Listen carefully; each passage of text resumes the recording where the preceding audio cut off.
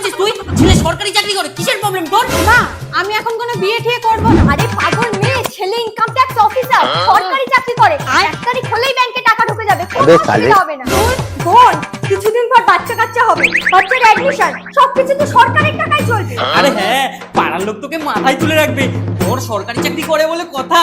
এসব থাকতো, আগে ফটোটা দেখ। বাবা দেখো দেখো, হ্যাঁ মা, এটা দেখো। মা, এ তো বুড়ো, মাথায় চুলও নেই, আমি একে বিয়ে করবো না। বয়স বেশি হয়েছে তো কি হয়েছে? তোর জন্য কচি খুকু খুঁজে নিয়ে আসবো নাকি? আরে চুল কম হয়েছে তো কি হয়েছে? সরকারি চাকরি করে, ফলস চুল লাগিয়ে নেবে। বৌদি, মুখটা দেখো, দেখেই মনে হচ্ছে মাথা। মদ খায় তো কি হয়েছে, তাই না বৌমা? তোর বাবাও তো মদ খায়। আমি নিজে টাকা দেবো জামাইকে মদ খাওয়ার জন্য, সরকারি চাকরি করে বলে কথা। এই সবাই চুপ কর, জামাই ফোন করেছে।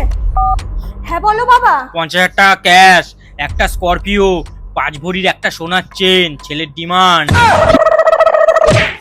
কি হচ্ছে মা? মা চলো থাইরক্সের কালারটা সিলেক্ট করে আসি। না না, এই ছেলে আমার এমনিও পছন্দ ছিল না। সরকারি চাকরি করতে পুরো মাথা, তাতে আবার মদ খায়। তোকে আমি প্রাইভেট চাকরি করে